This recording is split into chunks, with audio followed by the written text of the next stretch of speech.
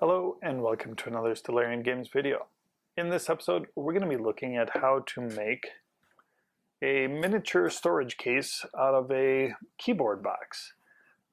This is a really simple project, but if you're buying miniatures and storing miniatures, this is a must-have item. You need some way of storing all of your miniatures so that they don't get scratched up, especially if you have them well painted. So this is a very simple project, but again, it's a necessary one for organization and for storage of your miniatures. So let's go to the table and see how this one is done. Okay, for this craft, we're going to start with a keyboard box. This is a box that a computer keyboard comes in.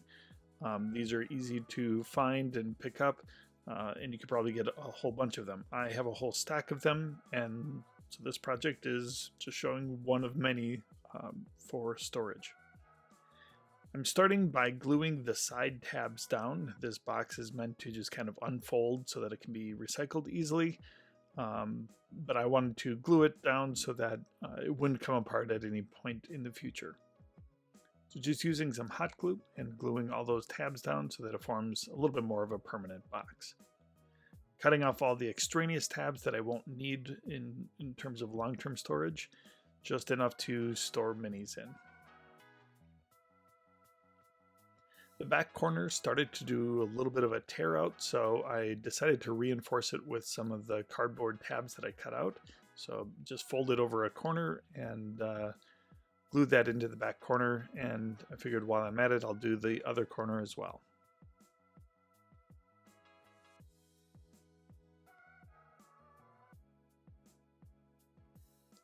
Now I'm taking a sheet of this craft foam. You can get it at craft stores. It's a soft, kind of rubbery foam, and it is a perfect cushion for the interior of these boxes. This is a very nice large chunk of this craft foam, and I'm just cutting out the edges, trimming off the corners where those reinforcements are, and just fitting it to the box. Putting a very small bit of hot glue in place, just enough to hold it in place while we do the rest of the gluing.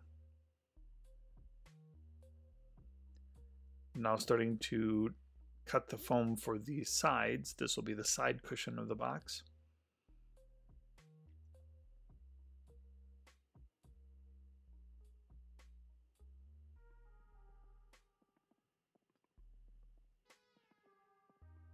And then hot gluing those into place.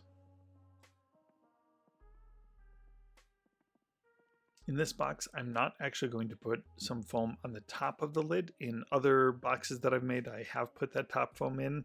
If you want to do that for extra protection, you can. If you're expecting it to be jostled around quite a bit, you could put that top foam in. For me, these are just going to be sitting on the shelf, so just enough cushion to kind of pull on and off the shelf. I decided to not put the top cushion on. I'm cutting out the side cushions and gluing those into place.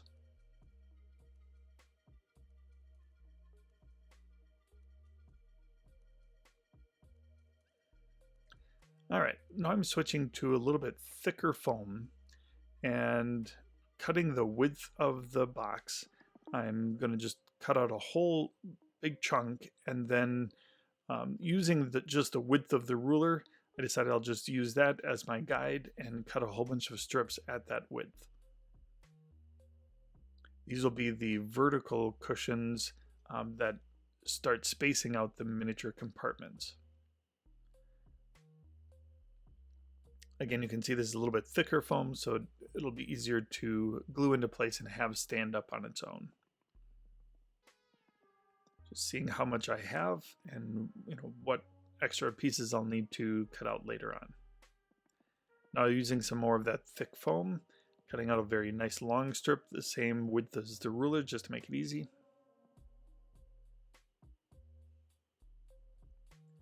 I'm coming and measuring 1.5 inch segments and cutting them with the scissors to make little rectangles. These will be the dividers that'll go between all of the miniatures.